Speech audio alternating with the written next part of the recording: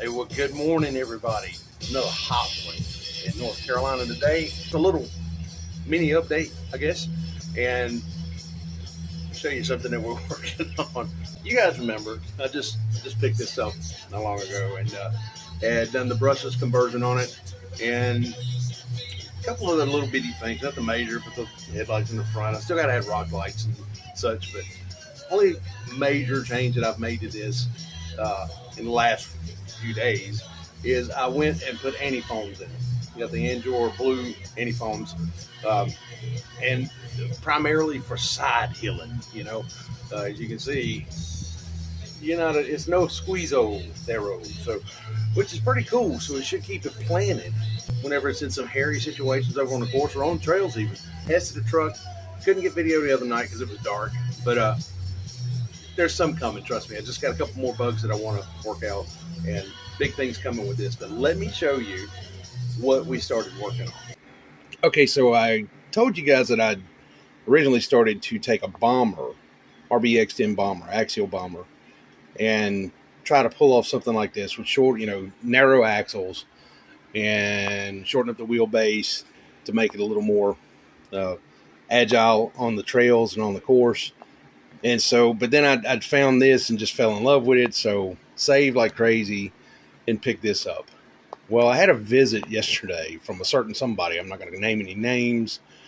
They came in, wanted to take a look at it, liked it. He drove it, really, really liked this thing, and was talking about trying to put together a class 3 for the club over there. I got to talking, and he looks up on my shelf and sees the old Bomber chassis that I had sitting there. And mind you, the axles were out from under that Bomber chassis. It was just sitting there bare bones, no panels, no nothing. We got talking about it, and he expressed some interest in maybe trying to do something with it to bring it to something, to something along these lines.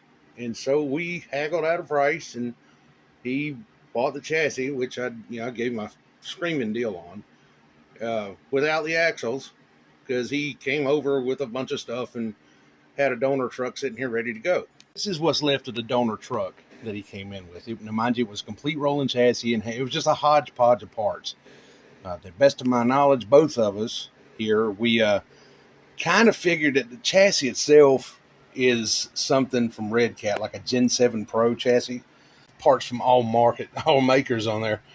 As you can see, it's got a Traxxas receiver, had a Dynamite ESC, axial motor, but the one major thing that it did have underneath it and going for it is it had a complete set of SCX10 II axles. Pulled those axles out from under that truck. And mind you, the truck was complete. It looked like somebody had tried to put it together in the dark.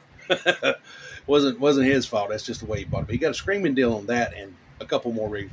So it was a perfect donor to do what I'm fixing to show you. So, and mind you, still a work in progress, but we got way farther with it last night than I actually thought we would get. This is what we've ended up with so far.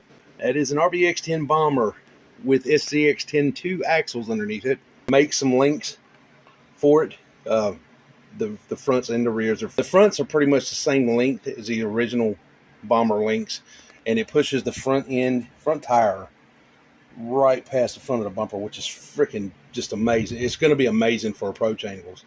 And we made a set of rear links to draw the rear end in by about 1.5 inches. Keep in mind that with the original axles and the original links, this truck was probably around 15.5 inches as far as wheelbase goes. It was a monster, humongous thing. But we were able to draw the axles in to where the front approach angle should be just devastating on the track, and the rear departure angle should give no problems at all. And that's even if we decide to put the bumper back on it. And the H10 Optic as kind of a base point. You can see here that the wheelbase on this works out to about 13.5 inches. And by shortening the links on this Bomber chassis, we're right at 14 inches as far as wheelbase goes. And to give you a reference as far as how narrow it is now, that AR60 right there has no tires on it, as you can see, and the wheel hexes run out to the edge of the tires on this one now. Wheels are a little bit more deep set than the stocks, but even here, You can see with the right wheels and tires on this Bomber, it's just about a clone. But it'll never be as good as this one, obviously. With the shock attachment points, for right now, this is the best option that we can come up with, and it's simply tying into one of the screw holes in the cage itself, and then going down to the stock shock location on the axle. It has a fair amount of droop sitting here, but it just doesn't have enough. But we got a new set of shocks coming. We have a servo on axle plate coming. We didn't want to have to fight with putting a chassis mounted servo kit into this chassis and then setting up a panhard bar and a 3-link. So this is going to be the simplest option to get this thing operational. Completely in mock-up right now. For now, I think all the electronics are going to be brushed. There was talk of going brushless with it at a later date, but he's got some big plans for it.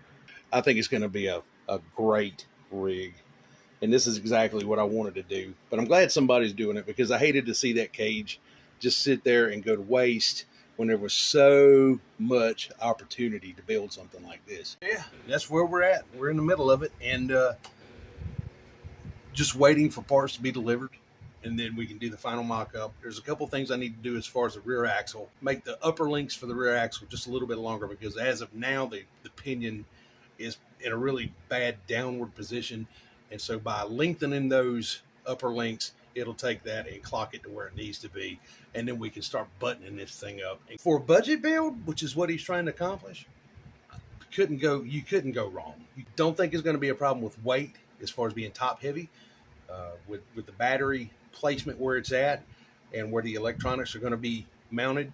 Shouldn't be an issue at all. Shouldn't be top heavy, any more top heavy than, say, my Optic. I'm excited about it, even though it's not mine. I'm just glad somebody's doing it.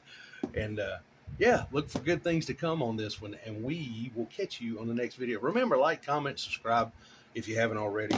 I'm not monetized, not trying to get monetized. I'm just trying to share our passion of this hobby with you. So you guys take real good care, and we will catch you on the next video real soon. See ya.